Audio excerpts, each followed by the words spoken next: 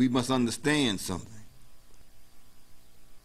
Just as it was in those days, the Honorable Elijah Muhammad, like those prophets of old, and the Honorable Minister Louis Farrakhan, like those prophets of old, is warning of people and trying to get the people in a position where they can be saved.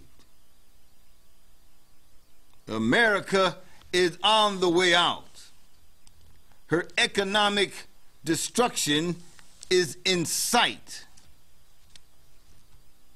If we want to be saved, if we want to be salvaged, if we want some type of future, we must think in terms of economic development.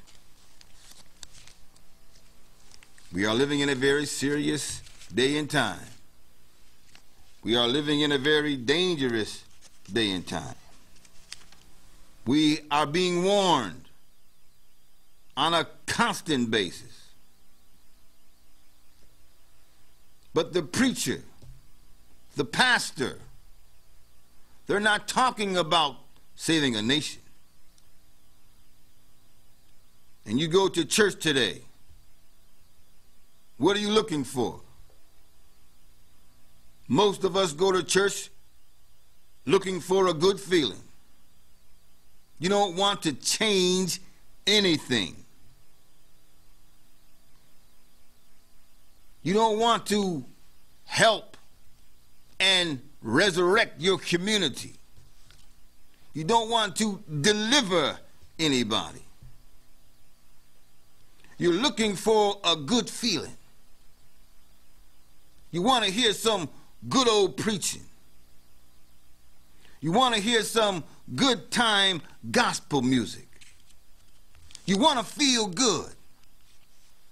So you bring in the drums, and you bring in the organ, and you bring in the piano, you bring in the tambourine, you bring in the saxophone, and you bring in the choir.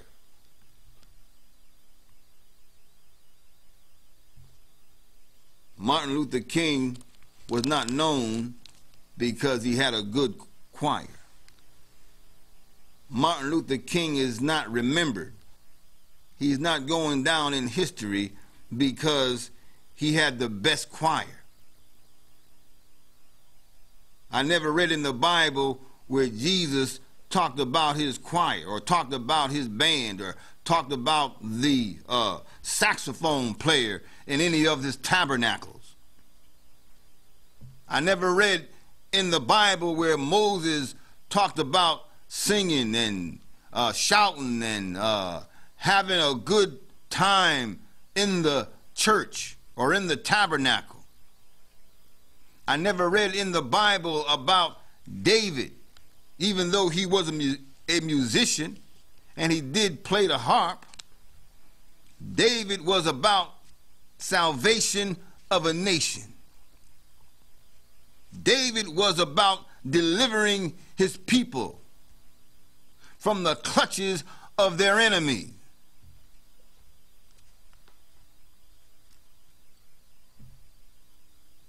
So you go to church and you bring in all of these musicians and all of these musical instruments, and you began to sing and dance and shout, and you get a good feeling. And before you know it, you get hit with the Holy Ghost. Now you're really feeling good. You're feeling really good now because you got the Holy Ghost and you're having a good Holy Ghost time. But what happens when the music stops? What happens when the band stops playing? Where is the Holy Ghost now? What happened to him? Where did he go? How did he disappear? He's gone now. Now that the service is over, you walk out of the church alone. You can't take the Holy Ghost with you now. You walk out with a good feeling, but you walk out alone. You can't bring the Holy Ghost with you when you go to talk to your landlord. The Holy Ghost can't help you convince your landlord to give you a few extra weeks to get your rent up.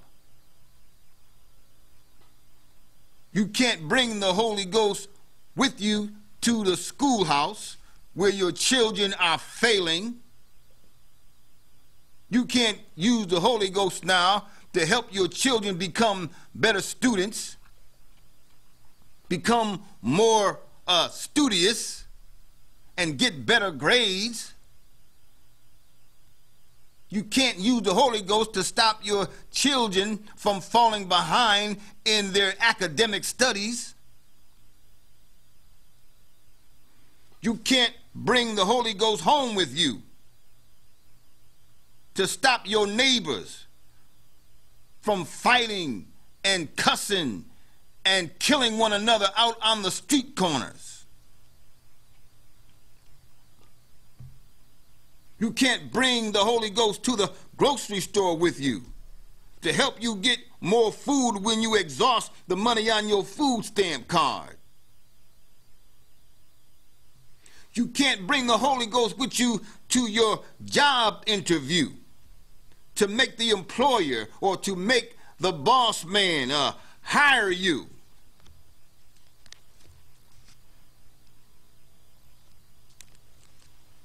You got a court date tomorrow.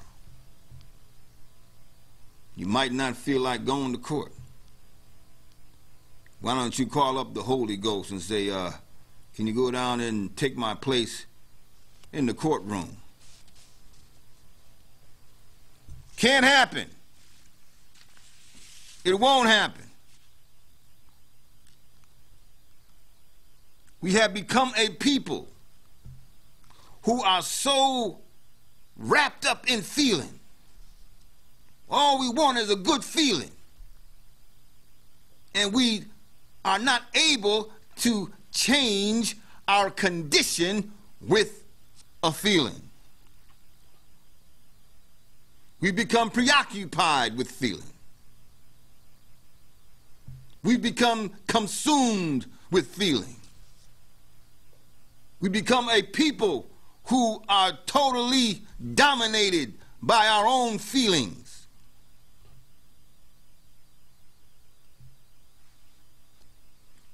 You can tell when you talk to most of us, it's always something about how we feel, never about what we know. Well, I don't like this person. I get a funny feeling about that guy. I get a funny feeling about that woman. I don't know what it is. I mean, she never said anything to me. She never done anything to me, but I just get a feeling about, I got a feeling about that person.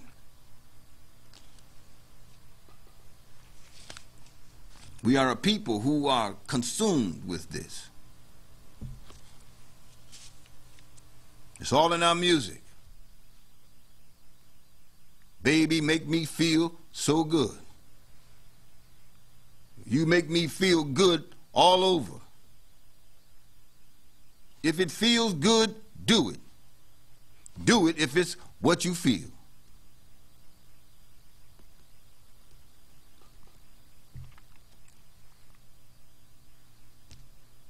How did we become a people so consumed and preoccupied by our feelings?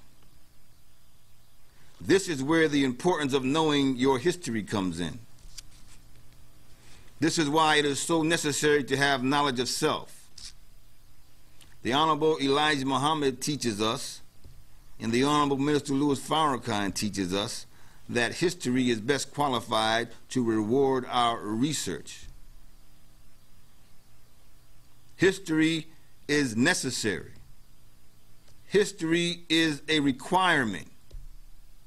If you're going to know anything about yourself and how you got to be where you are, you must study history. You must learn what went on yesterday, because today is built